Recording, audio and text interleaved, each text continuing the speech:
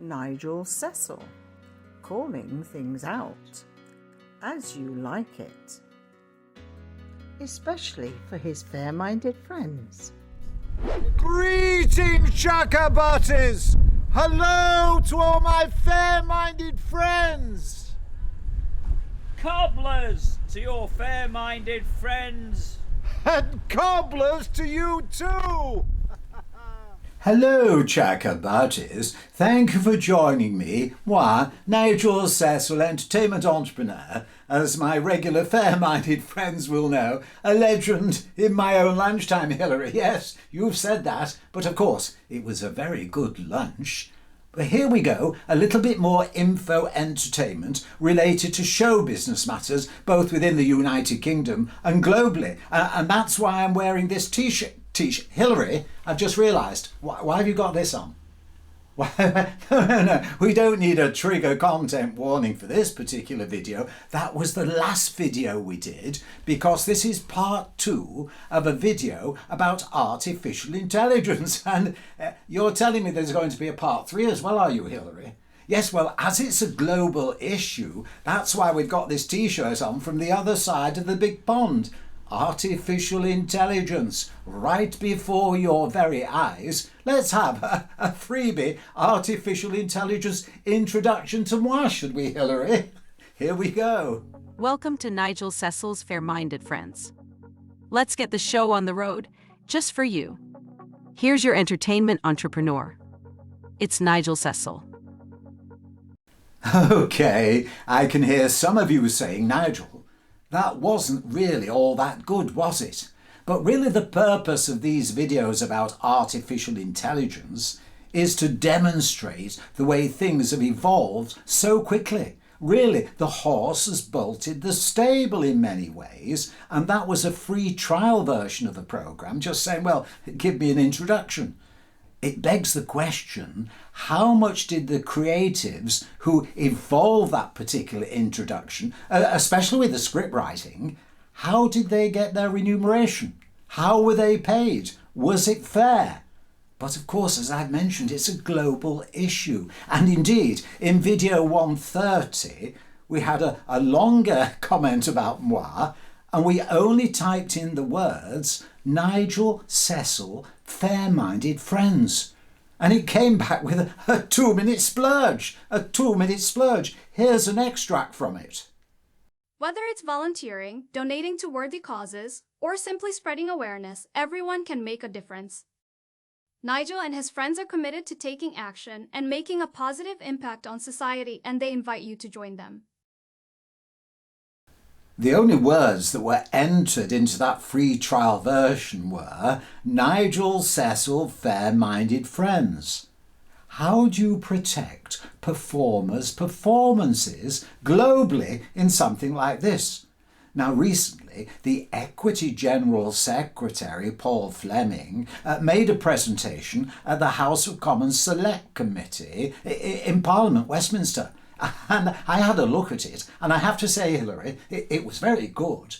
But the question is discussing it in Parliament at a select committee and presenting it as protecting performers' performances, addressing the global issue? Here's a little picture. I like it, Hilary. Yes, from that select committee presentation.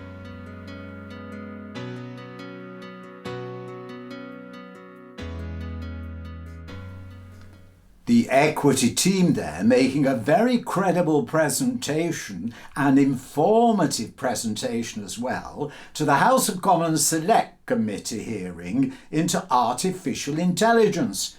If you have an opportunity to look at it in full, then please do so. But the question that arises, if this is a global issue, whilst one needs to look after protecting the professional interests of performers within the United Kingdom, if that doesn't impact and relate globally, will their rights be protected?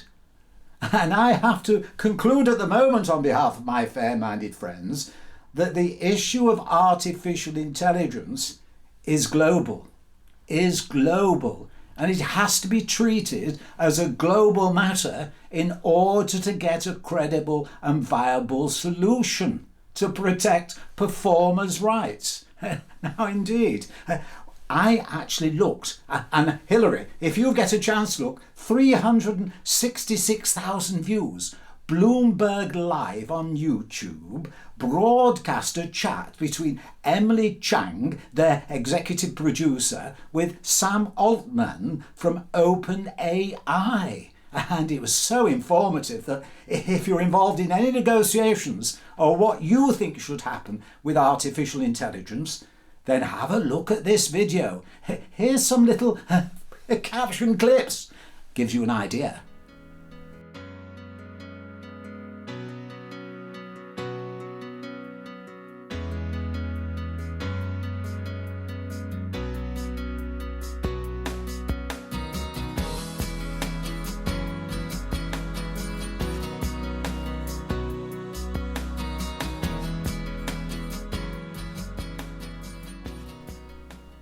Sam Altman in that video, the CEO of Openai, discussed how he believed the whole concept of artificial intelligence was developing exponentially. Indeed, he was questioned by Emily about what he meant when he published a 20-word statement cautioning about AI and its impact on society and culture, and indeed the business world. And that means performers, performances, and image. And there was one question that stuck out, because Emily said, well, who do we trust? Well, Emily said it like this. Why should we trust you? You shouldn't. What was that question Emily asked? Why should we trust you?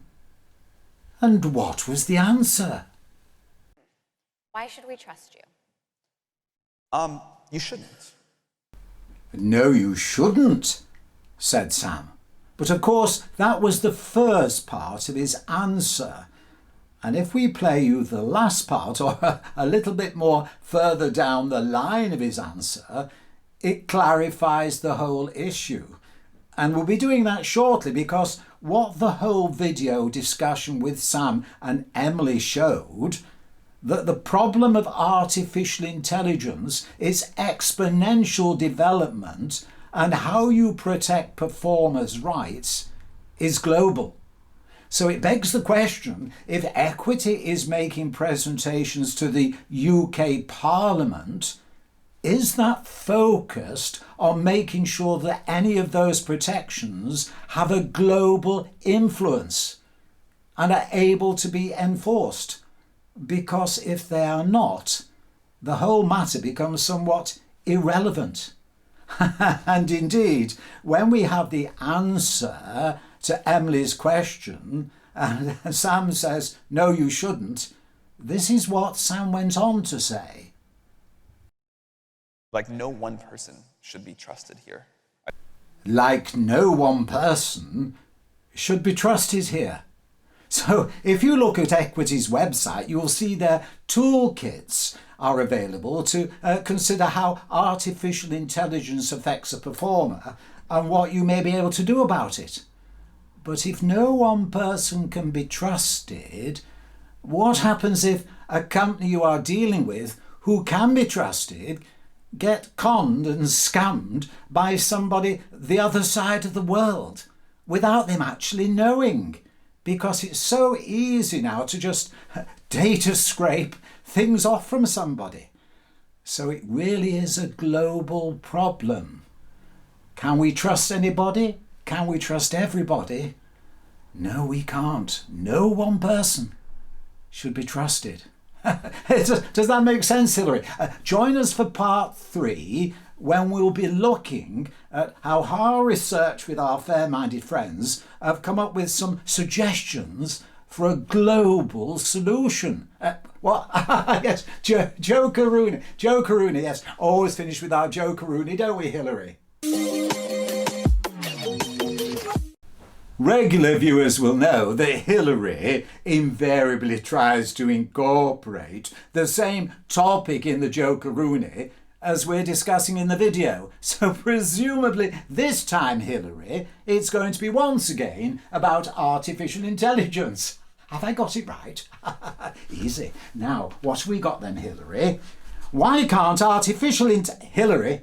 Hillary, my regular viewers will back me up. This is the one Hillary has been trying to get me to say over the last few videos, and I've kept saying no. I'm not going to mention the Equity General Secretary, even in a joke like that. No. Hillary, get Nigel to tell us the joke, will you? Hillary? Are you trying to get my fair-minded friends involved? We shall have to have a discussion about this one, because I don't want to let anyone down and see what we might be able to do in future videos. Well, anyway, presumably, Hillary, you have Plan B. Plan B, yes. You knew I was going to do that, didn't you? You knew. Thank you. Why did... Now this one, before I did my research into artificial intelligence, I might not have understood it. See what you think. Why did OpenAI's ChatGPT refuse to post something for my food blog?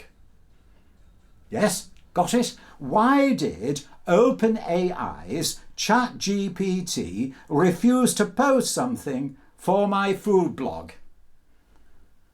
Because it had already had a bite to eat. Spell bite, Hillary. Yes, because it had already had a bite to eat. And on that particular note, I think we'll leave us with the phrase as we consider AI for our conclusions, our suggestions for a global way to proceed in order to protect performances' rights globally in a future video very soon. And in the meantime, we mustn't forget what Sam said.